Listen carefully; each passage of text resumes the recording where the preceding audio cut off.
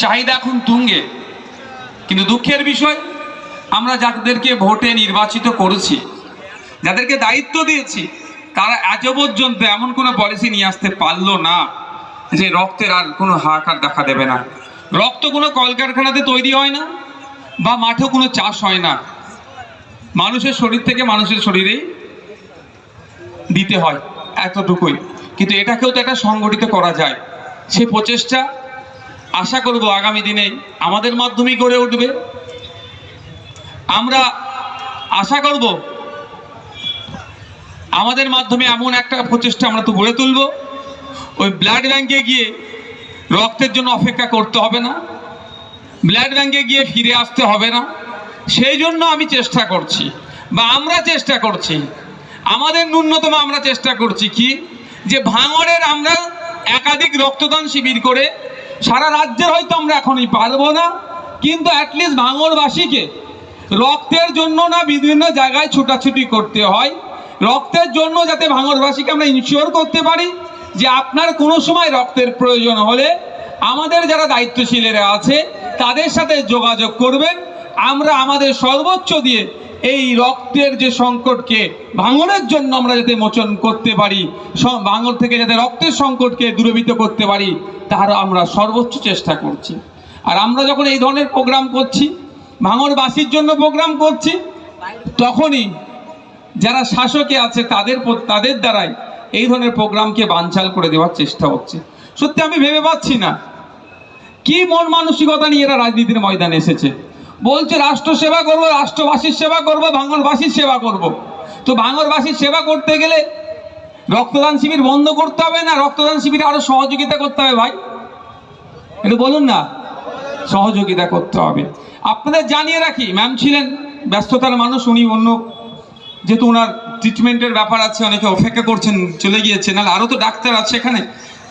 Medical science বলছে প্রতি 90 দিন ছাড়া যদি কেউ রক্ত দেয়, প্রতি 90 দিন ছাড়া রক্ত দিলে তার শরীর সুস্থ থাকে। কেমন সুস্থ থাকে?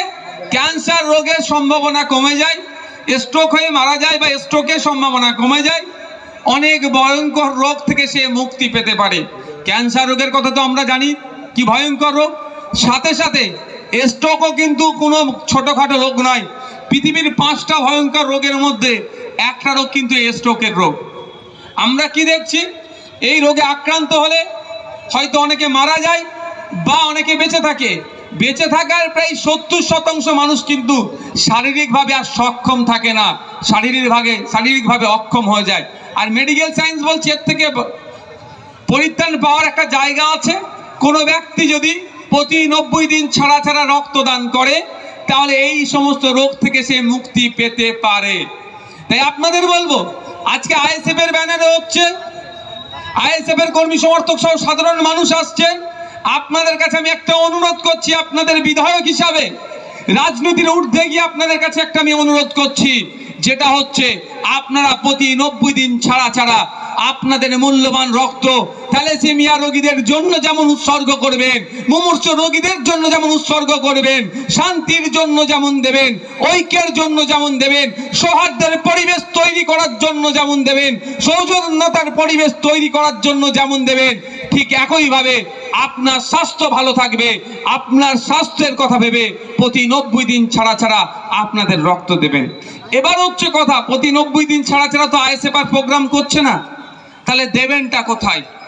আপনাদেরকে বলি, আপনাদের বিধায়ক হিসাবে, আইএসএফ এর দলের চেয়ারম্যান হিসাবে আপনাদের কাছে আমি অনুরোধ করছি, আপনাদেরকে এটা বার্তা দিতে চাই। অনেক সময় দেখবেন দুর্গা উৎসব কমিটি রক্তদান শিবির করে, অনেক মন্দির কমিটি রক্তদান শিবির করে, অনেক মসজিদ কমিটি রক্তদান শিবির করে, অনেক নবী দিবস কমিটি রক্তদান শিবির করে, অনেক এনজিও রক্তদান শিবির করে, অনেক রাজনৈতিক দলও রক্তদান শিবির করে। আমি আপনাদের কাছে অনুরোধ করব, যখন আমাদের রক্তের প্রয়োজন হয়, মন্দির মসজিদ কমিটি করেছে কি আমরা একবারও ভাবি না, ও দুর্গা উৎসব কমিটি করেছে কি নবী দিবস কমিটি করেছে একবারের জন্য ভাবি না, ওটা তৃণমূলের রক্তদান শিবির থেকে রক্ত এসেছে কি আইএসএফ এর রক্তদান শিবির থেকে রক্ত এসেছে আমরা একবারের জন্য ভাবি না। যেমন আপনাদের কাছে অনুরোধ করছি, 90 দিন পরে আমি আশা করব এই হাতিশালাতেই তৃণমূলের পক্ষ থেকে রক্তদান শিবির হবে, আইএসএফ এর লোকেরা এসে ওই রক্তদান শিবিরে রক্ত দেবে। এই সমাজ ব্যবস্থা চায় কি? রাজি আছো তো নাকি? আমি আশা করবো এখানে তৃণমূলে যারা নেতৃত্বরা আছে 90 দিন পরে আপনারা এখানে রক্তদান শিবির করবেন। আপনাদের রক্তদান শিবিরে, এই রক্তদান শিবিরে যারা রক্ত দিয়েছে আইএসএফ নেতা কর্মী সহ সাধারণ মানুষরা এসে দেবে, কারণ এই সমাজ ব্যবস্থা আমাদের চাই। আমরা একবারের জন্য ব্লাড ব্যাংকে গিয়ে বলি না যে আমি সিপিএম করি, আমি আইএসএফ করি, আমি তৃণমূল করি, আমি কংগ্রেস করি, আমি অন্য রাজনীতি করি, যে আমাকে আমার দলের নেতার রক্ত দাও। বিপদে পড়লে কি বলি, আমাকে অমন গ্রুপ দাও, ওই গ্রুপের রক্ত দাও, এই গ্রুপের রক্ত দাও আমরা বলি। কিন্তু তখন একবারের জন্য রাজনৈতিক পরিচয় তুলি না বা রাজনৈতিক পরিচয় রক্ত চাই না। যখন আমরা বিপদে পড়ি তখনও বলি। আর যখন এই ধরনের রক্তদান শিবির হয় সেগুলোকে ভুলণ্ডিত করার চেষ্টা করে। সত্যি তাদেরকে ধিক্কার নিন্দা জানায় যারা এই নোংরা মানসিকতা নিয়ে চলছে। রক্তদানের ওরা তাদেরকে নিন্দা ধিক্কার জানায়। আর তাদের সাথে সাথে তাই এই জায়গা থেকে বলে যায় যারা গত রাত্রে এই প্রোগ্রামকে ডিস্টার্ব করার জন্য এই প্রোগ্রামের অদূরেই বোমাবাজি করেছেন, প্রথম বলবো ওগুলোকে বর্জন করে দিয়ে স্বাভাবিক জীবন যাপন করুন, নাহলে বিপদে পড়লে আপনার পাশে কেউ থাকবে না। তারপরে বলছি, যে ভাই বোমটা চার্জ করেছিল সেই ভাইয়েরও যদি কোনো রক্তের প্রয়োজন হয় তার পরিবারের কারো, আমাদেরকে ফোন করবেন। সর্বপ্রথম আমাদের নেতৃত্বরা আপনাদেরকে রক্তের ব্যবস্থা করে দেবে। আমরা ভাঙড়বাসীকে বোমগুলিকে দিয়ে দেখাতে চাইছি না। বারুইপুরের নাম উঠলে পেয়ারার কথা ভাবা যায়, মালদার নাম উঠলে, মুর্শিদাবাদের নাম উঠলে আম লিচুর কথা ভাবি, বর্ধমানের নাম আসলে ধানের কথা ভাবি। আর ভাঙড়ের নামের সাথে সাথে কি বলা হয়? কেন বলবে ও কথা? সেটাকে আমাদেরকে বুঝতে হবে। গত বছর কল দিয়েছিলাম, আপনারা মা বোন বাপ ভাইরা এগিয়ে এসেছিলেন, ধন্যবাদ জানাই। আপনাদের প্রচেষ্টায় অনেক মুছেছিল।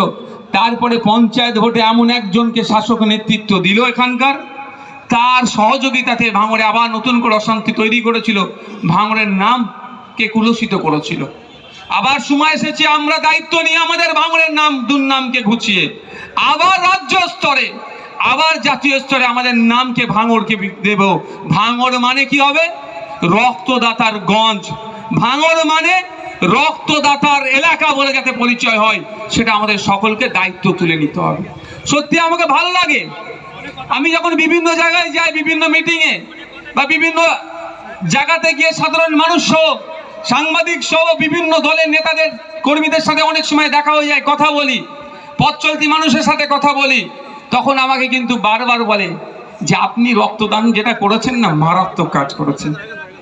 সত্যি আমাকে ভালো লাগে। আমি সাথে সাথে এটা বলি, আমি কিছুই করিনি। ভাঙড়ের মানুষ অ্যাকচুয়াল কি চাই, তারা কেমন ভাঙড়ের মানুষ, তারা কেমন জীবন যাপন করতে চায়, তাদের কর্মের দ্বারাই তারা দেখিয়ে দিয়েছে। তাই আশা করব আমরা যে রক্তদান মহোৎসবের সূচনা আজকে করেছি, আমরা শান্তিপূর্ণভাবে আমাদের লক্ষ্যে এগিয়ে যাব। আমাদের পরিবারের ভাঙড়ের মানুষজন যারা আছেন তারা আপনারা আপনাদের মূল্যবান রক্ত দিয়ে অন্যের জীবন যেমন অন্যের সমস্যা সমাধানের চেষ্টা করবেন, সাথে সাথে আপনাদেরও শরীর যাতে সুস্থ থাকে তার দিকেও খেয়াল রাখবেন। যেটা আমি বলছিলাম, এই মঞ্চ থেকে আমি